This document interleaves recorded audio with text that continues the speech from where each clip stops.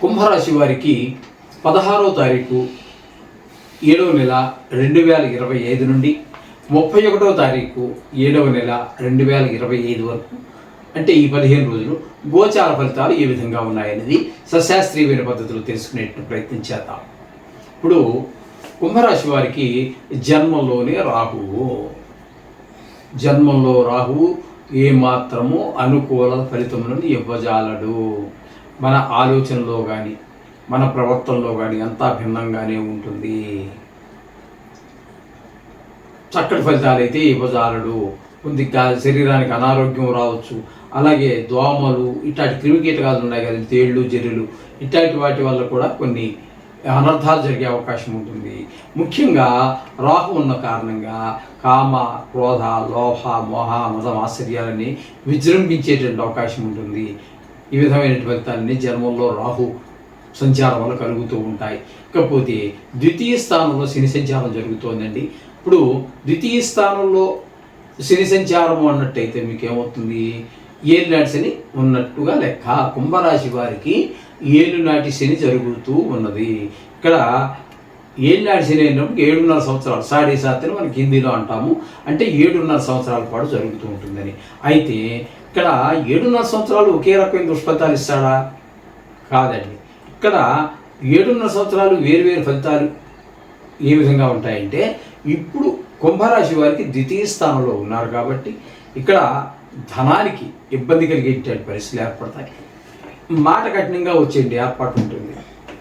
తద్వారా ఎదుటి వారు మన మీద ఇన్నాళ్ళ నుంచి పెట్టుకున్నటువంటి ఒక సద్భావన కూడా చాలా మంచివాడు అనేటువంటి భావన కూడా పోయి ఇంత దుర్మార్గం మాట్లాడతాడా ఆయన అనిపించేటటువంటి పరిస్థితులు కూడా ఏర్పడుతుంటాయి వాక్కు వలన.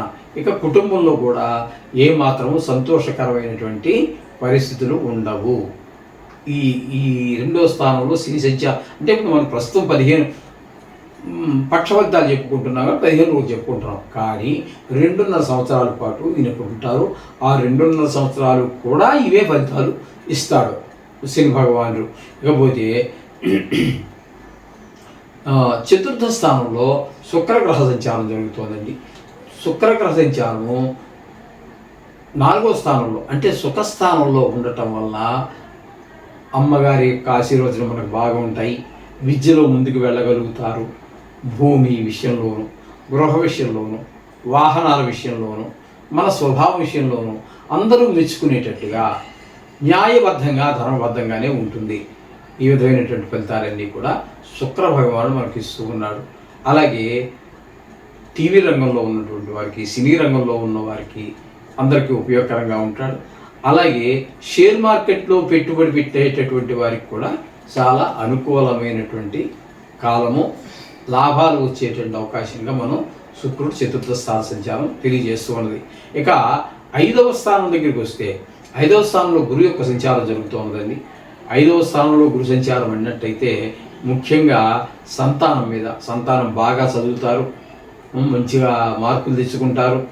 ఆటల మీద ఉన్నప్పటికీ కూడా దెబ్బలు తగిలించుకోరు, చెడు స్నేహాల దగ్గరికి వెళ్ళరు.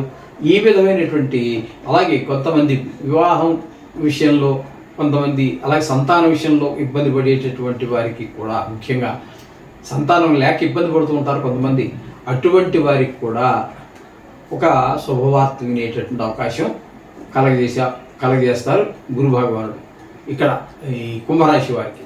ఇక 6వ స్థానంలో రవి సంచారం జరుగుతున్నదండి. 6వ స్థానంలో రవి సంచారం చాలా మంచి ఫలితాలు ఇస్తుంది. ఎందుకంటే 6వ స్థానంలో ఆయన ఉన్నప్పుడు మనకి ఆరోగ్యం బాగుంటుంది. మీరు డబ్బులు అడగటమే ఆలస్యం, మీకు ఎప్పుడు ఉన్నాడు కూడా డబ్బు ఇస్తారు. మీకు రుణాలు ఎవరికైనా అప్పుబడి ఉన్నారు దాన్ని తీర్చేస్తారు.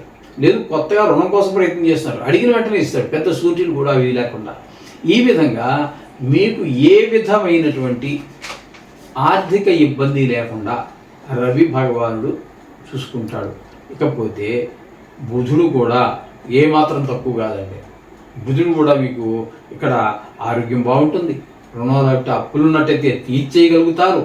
అప్పు కోసం ప్రయత్నం చేస్తూ ఉంటే తప్పకుండా మీరు అప్పును పొందగలుగుతారు. ఆ తీసుకున్నటువంటి ధనాన్ని గృహం కొనటము, స్థలం ఏర్పాటు చేసుకోవటము, వాహనం కొనటము, పిల్లవాడి యొక్క ఉన్నత విద్యల కోసం ఖర్చు పెట్టడము, ఇట్లాగా ఆ తీసుకున్న దానికి కూడా సక్రమైన మార్గంలో ఖర్చు జరుగుతుంది ఈ బుధ భగవానుడి వల్ల. ఇకపోతే 7, 8 స్థానాల్లో కుజుని యొక్క సంచారం జరుగుతోందండి. 7, 8 స్థానాలు, 2 స్థానాల్లోనూ కూడా కుజుడు యోగించజాలడు. సప్తమంలో ఉన్నప్పుడు భార్యాభర్తల మధ్యన, భార్యాభర్తల మధ్యన, అలాగే పార్ట్నర్షిప్లో వ్యాపారం చేసేటటువంటి వారి మధ్యన ఇబ్బందులు కలగజేస్తూ ఉంటాడు. 8వ స్థానంలోకి వచ్చాక కొంతమందికి పెద్ద దుఃఖం కలగజేస్తాడు.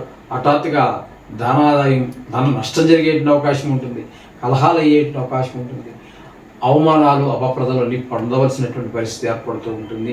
ఈ విధంగా 8వ స్థానంలో ఉన్నప్పుడు జరుగుతుందండి. ఇకపోతే 7వ స్థానంలోనే కేతు గ్రహ సంచారం కూడా జరుగుతుంది. ఆ 7వ స్థానంలో కేతు గ్రహ సంచారం కూడా కుజుడిచ్చినటువంటి ఫలితాలనే ఇస్తాడు. భార్యాభర్తల మధ్యన, అలాగే జాయింట్ వ్యాపారం అంటే భాగస్వామ్యంలో వ్యాపారం చేస్తున్న వారి మధ్యన భేదాభిప్రాయాలు వచ్చే అవకాశం ఉంది. అందుచేత అవి కూడా రాకుండా చూసుకోండి. ఎందుకంటే ఇవి సుదీర్ఘకాలం వ్యాపారం చేసుకోవాల్సినటువంటి వారు, అలాగే భార్యాభర్తలు కూడా సుదీర్ఘకాలం జీవితం అంతా కలిసి జీవించవలసి ఉన్నటువంటి వారు, ఆ సుఖాన్ని, ఆ కుటుంబ సౌఖ్యాన్ని ఆనందించవలసిన వారు. కాబట్టి మాటల ద్వారా ఒకళ్ళు హింసించుకోవడం కానీ, చేతల ద్వారా ఒకళ్ళకి హింసించుకోవడం కానీ జరగకూడదు. వారిని మీరు మిమ్మల్ని వారు ఒకళ్ళొకళ్ళు పరస్పరం అర్థం చేసుకుంటూ వాళ్ళకు అనుగుణంగా మీరు, మీకు అనుగుణంగా వాళ్ళు నడిచినట్టయితే వీటి నుంచి మీరు బయటపడగలుగుతారు. ఇప్పుడు మీరు విన్నారు కదండి, ఏ గ్రహాల వల్ల ఏ రకాల ఫలితాలు ఉన్నాయని.